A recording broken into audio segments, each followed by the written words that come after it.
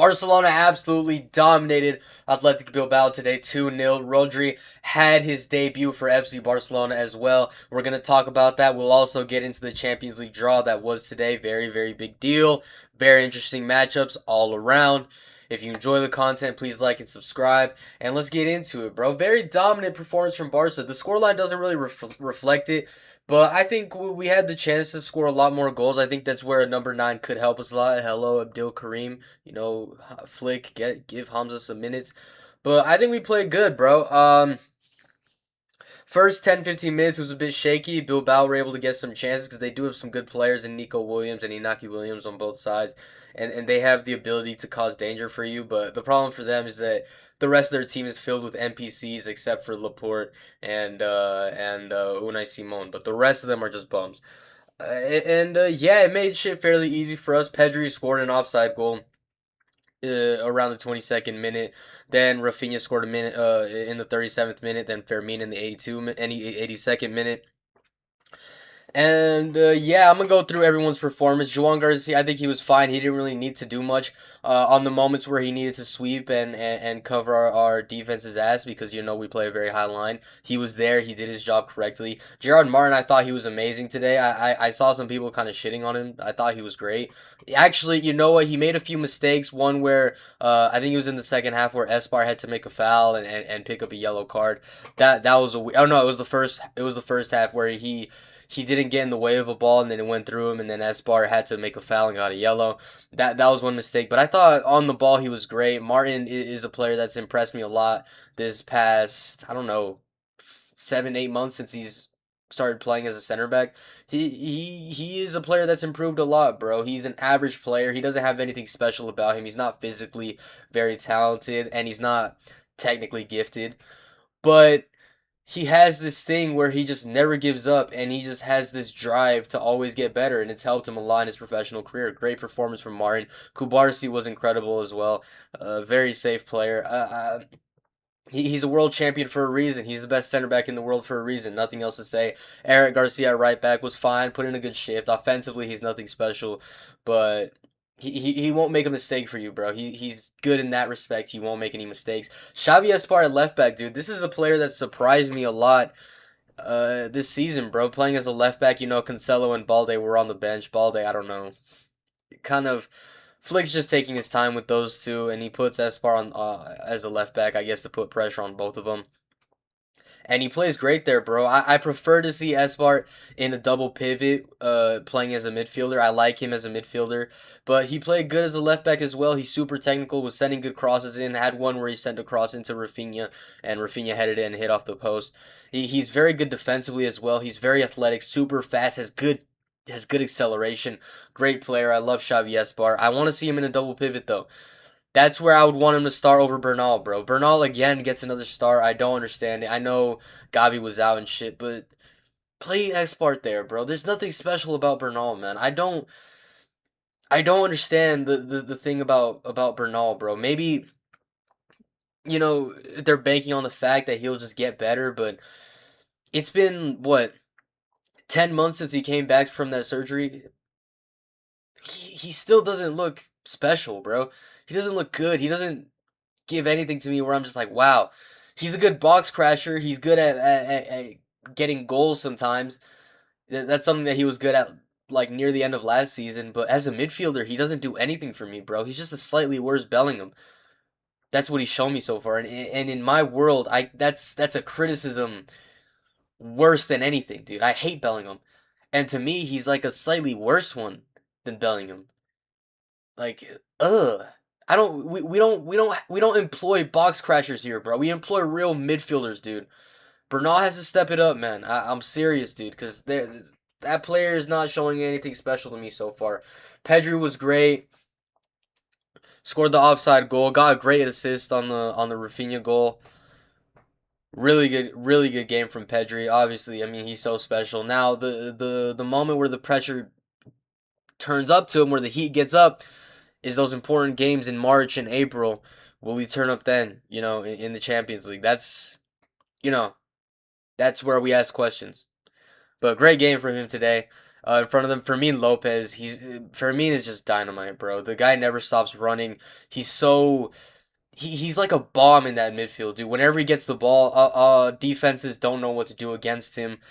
Whenever he off the ball, you see him moving, you see him making runs in behind, trying to find space. He's so fucking dynamic and he has so much energy.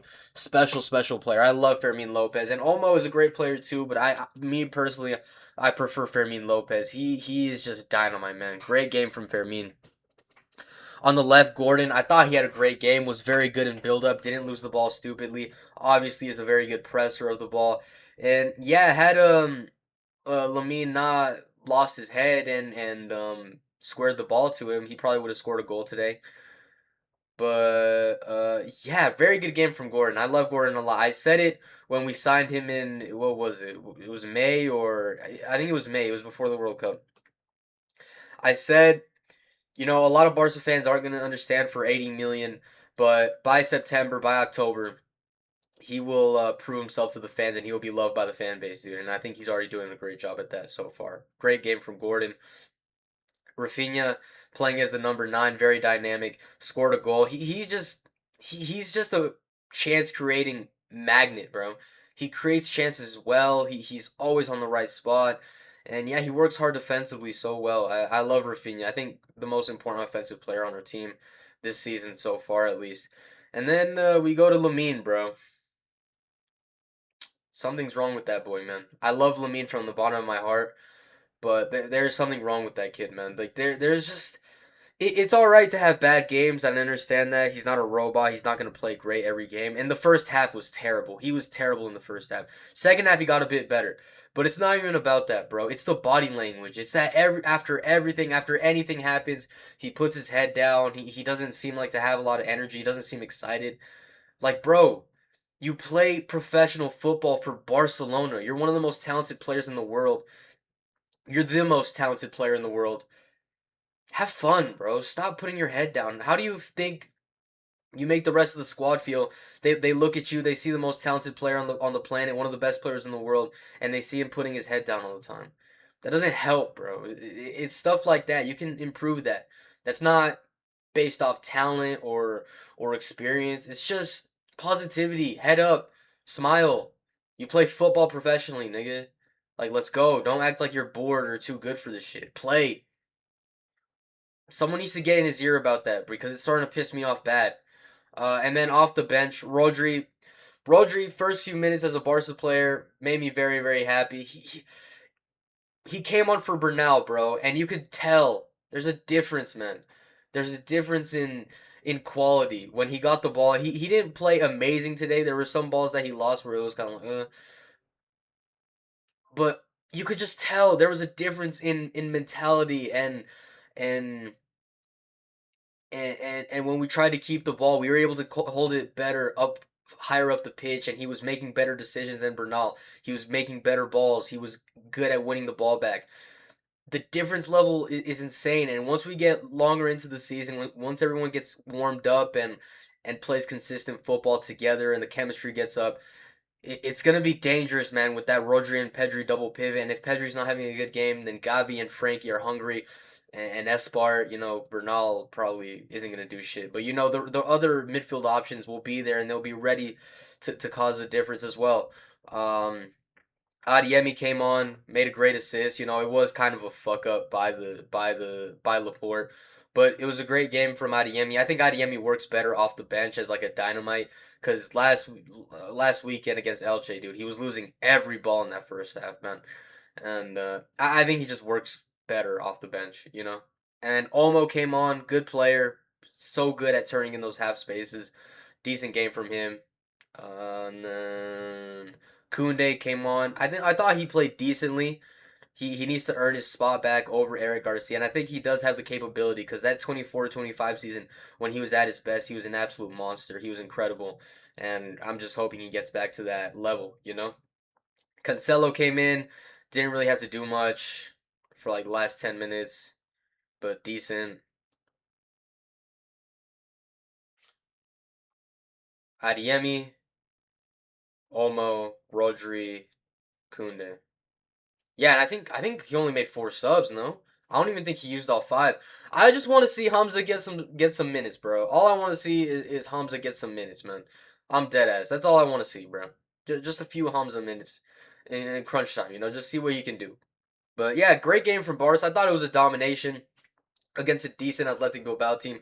They did lose last week, but they have special players, so they're always a wild card in every La Liga season. Yeah, great game from Barca. I'm very, very proud of them. I thought they did well.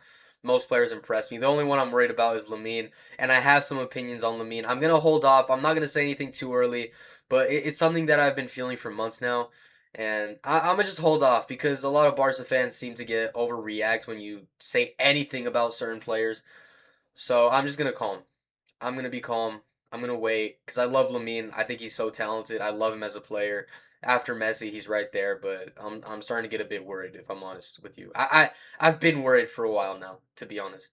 But yeah, great game from Barca. Proud of everybody. Good subs from Flick. I just want to see Hamza get some minutes. And then yeah, here's our Champions League draw. We have this is how it's gonna go, bro. This is my in-depth analysis of our Champions League group phase campaign.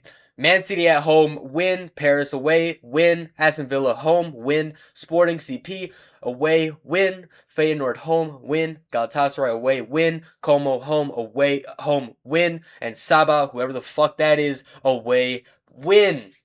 We're gonna dominate everybody, dude. I really feel like we have the depth and the quality. We're a bit more recharged this season, and we're gonna look special. We're gonna look like 24, 25 Barca this season, but even better, bro. We have an actual keeper this year. We have a few subs offensively off the bench.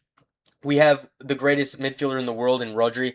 We have different level now. And Paris, they got worse this season. They sold Gonzalo Ramos and replaced him with shitty booty butt Ferran Torres, and they got rid of Barcola and replaced him with average no name Micah Gotts. I think his name is from Ajax, bro. Like City's finished. They replaced Pep Guardiola. He's gone. He left on his own accord, but they replaced him with Maresca, a shit manager. And I think their team is just not very good. Aston Villa sold their whole squad. Sporting have a striker who is a complete joke. Luis Suarez. I'm Colombian, bro, and I don't rate the nigga. He's a joke. Feyenoord. Who even plays for Feyenoord? I don't know in 2026 who plays for Feyenoord. Galatasaray, they have a decent team, and it'll be fun to play their away, but I think we have too much quality for them. And Como, we're Barca, bro. We should beat every single one of these teams. We are the biggest team in the world. It doesn't matter how many years we go without winning the UCL. We are still the biggest team in the world. Every team looks forward to playing against us, and we will show why we are going to win the UCL this season. We're going to dominate Man City and Paris and Aston Villa and Sporting, and people will they'll be surprised. They shouldn't be, but they'll be surprised. I will call it from here on out. We're going to dominate every single one of these games, and it's going to be a pure dominating season from Barcelona in the UCL. If you enjoy the content, please like and subscribe. Follow the Twitch ERs with Tuesdays. I do live watch alongs over there. All the information for all my other stuff is in the bio. All of my TikToks. Go follow my TikToks. I post clips from my Twitch over there.